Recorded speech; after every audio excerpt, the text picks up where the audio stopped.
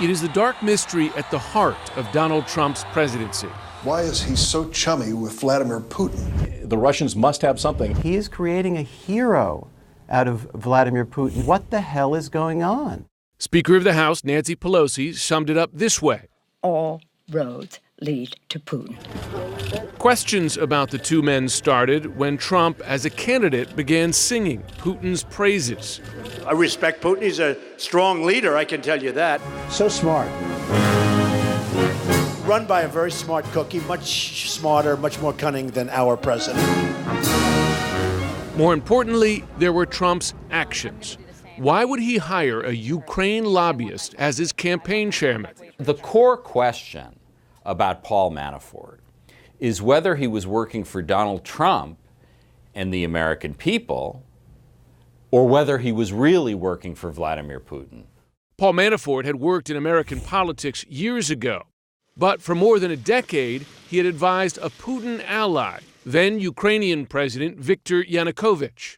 Are there any ties between Mr. Trump, you or your campaign, and Putin and his regime? No, there are not. It's absurd. Soon, the Manafort-led campaign made a mystifying change to the Republican Party platform. The deadline for amendments is Language that had promised weapons for Ukraine in its war against Russia was blocked. Emails revealed that Donald Trump Jr. went into a meeting with a Russian lawyer. There was another strange Russian connection at Trump Tower. Donald Trump Jr., Paul Manafort, and Jared Kushner all attended the mysterious meeting. Amazing hospitality and support. A Russian oligarch was behind it, offering campaign dirt on Hillary Clinton. Information that would incriminate Hillary and her dealings with Russia and would be very useful to your father. Then came WikiLeaks, once again courtesy of Russia. Thousands of emails stolen from the Democrats flooded the airwaves. It was designed to help Donald Trump and hurt Hillary Clinton.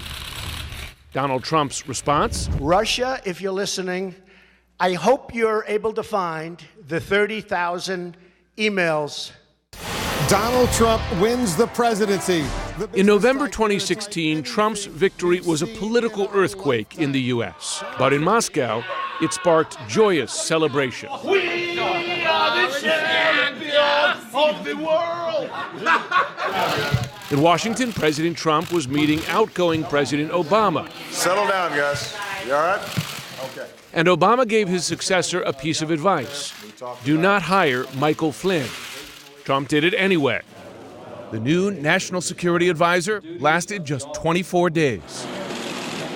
Flynn had lied about Russia, specifically about a conversation with then Ambassador Sergei Kislyak. They had discussed what Putin hated the most, U.S. sanctions on Russia. They want the sanctions lifted.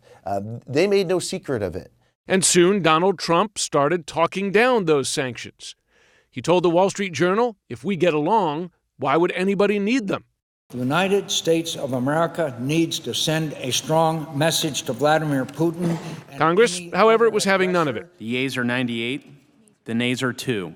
The bill is passed.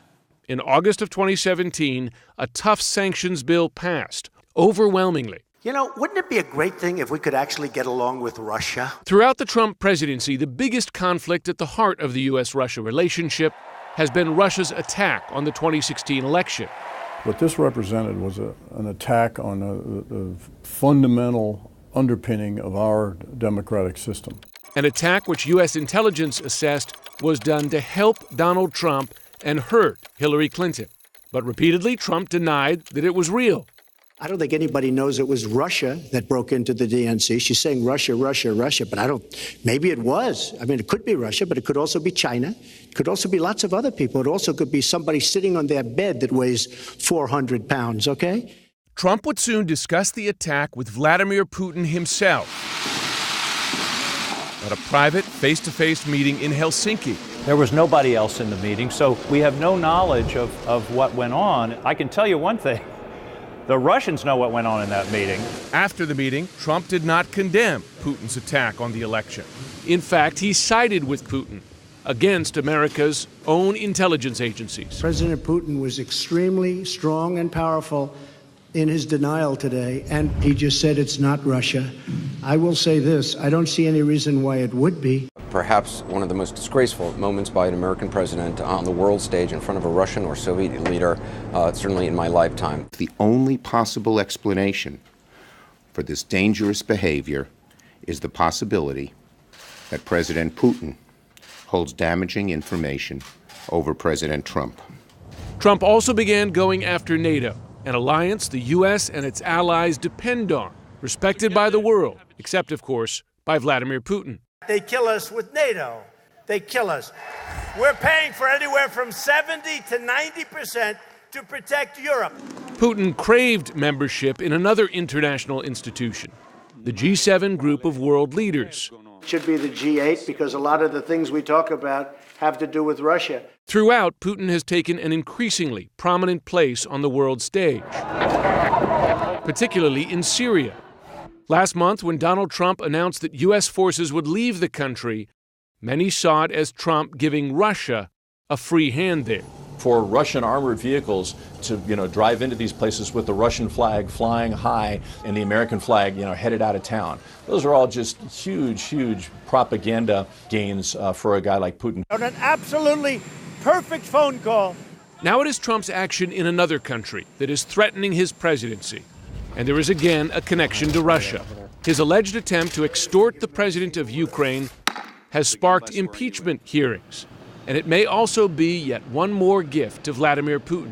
Donald Trump has, wittingly or unwittingly, walked straight into the warm embrace of Vladimir Putin with how he has dealt with Ukraine. Trump temporarily withheld desperately needed aid from Ukraine, aid that Ukraine depends on to defend itself against an ongoing Russian invasion. I have been far tougher on Russia than any president in many, many years. Trump has now made that claim repeatedly.